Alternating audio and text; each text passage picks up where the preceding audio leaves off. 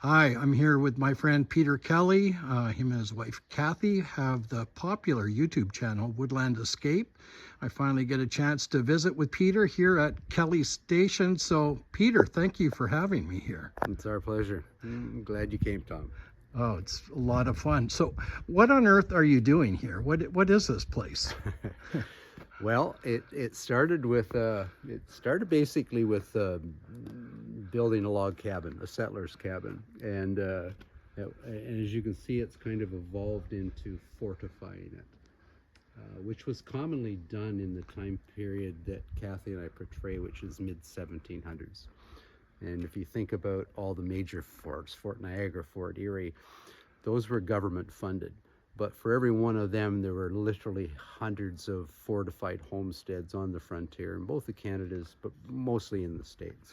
So, would this be one family would stay in something like this, or would it be sort of like for a number of families in an area, and if there was trouble, that they'd all fall back on the fortification? Actually, the term forting up comes from homestead fortifications. So if it was government funded, it would be Fort Erie or Fort Niagara or Fort George.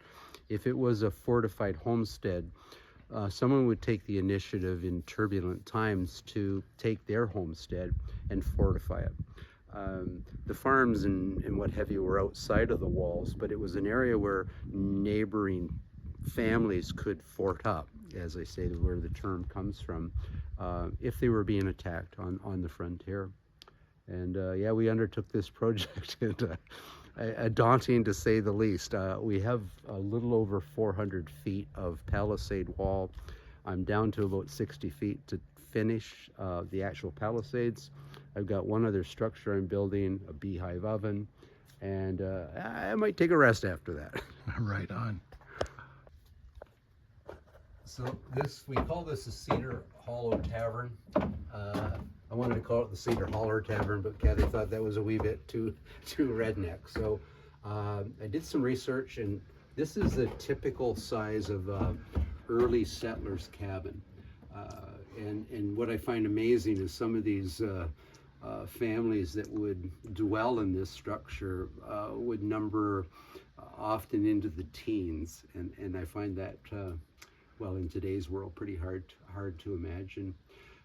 So the impetus behind the whole project, I guess, was that I've been a reenactor. I love reenacting. I love reenactors, but my true passion is living archaeology, where I like to figure out, and my true passion is figuring out how they did things, because there's not a lot of documentation. From you, Tom, and your military background, there's lots of recorded information about battles and numbers and casualties and supply and all that good stuff. But from the common person on the frontier, most were illiterate. Most people didn't care to write much down about them. So we do a lot of research into documentation. And when we find it, I take those wee bits of information and then try to apply it, try to actually see how I can, with my hands, figure out how they made a treadle lathe, as an example. Well, that's interesting, and I've kind of experienced it from the military side, where I was doing a study of the Battle of Waterloo, traveling with some historians and their guests, and it blew me away. We were visiting the museum in Ligny, and I was showing one of the other guests or travelers how a musket worked.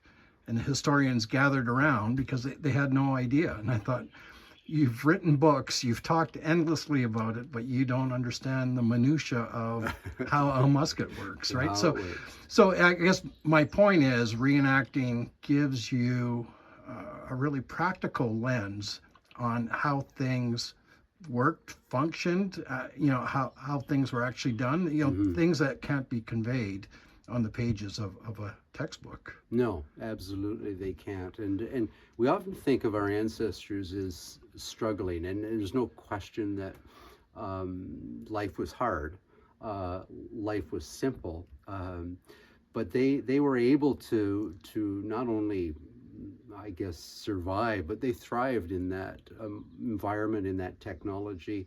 through the turbulent times of the French and Indian Wars, the American Revolution, the War of 1812. Yeah, and that's as I say, the fascinating part for me is to actually live it.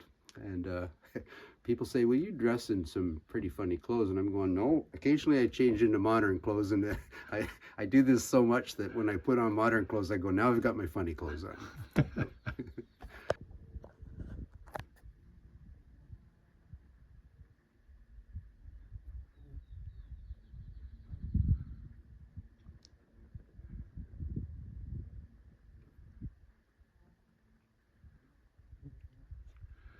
I'm standing in what we affectionately refer to as the picture window. That's a heck of a view behind you there.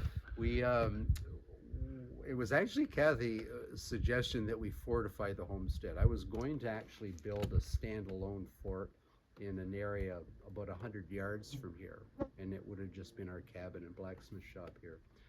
But the more we researched history and found out that fortified homesteads were the norm, we thought that's a good idea. But I wasn't about to build this palisade wall completely around that pond, which would have taken thousands of more logs.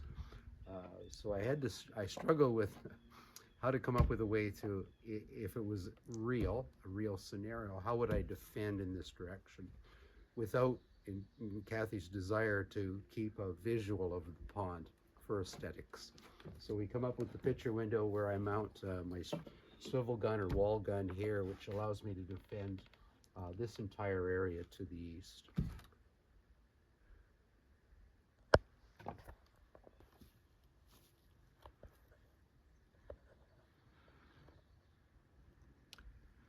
I'm sitting in what is the common area, I guess, for lack of a better description. This is where we feed the troops. It's a large area. I can get lots of firearms. I can get a lot of pots on the fire here. And someone said, well, why on earth did you build a fort? A good friend of mine says, we was trying to justify it to someone else, and he said, well, because he doesn't have one.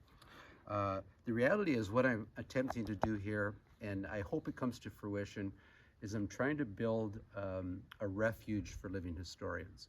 So I'm not building this to look at and just enjoy myself. I'm looking to share this, where living historians can come and share their documentation, their stories, bring their skills and demonstrate it. We've had the 49th Regiment of Foot come here for the spring training, and this past spring we had some of the Glengarrys and I think some of the 100th Regiment of Foot. So I'm hoping that expands. We love to host people that have and share the same passions that we have for history. Well, I think this is pretty incredible. I'm so glad I've at long last had an opportunity to visit here and see this for myself. So thank you very much, Peter. You're quite welcome, Tom.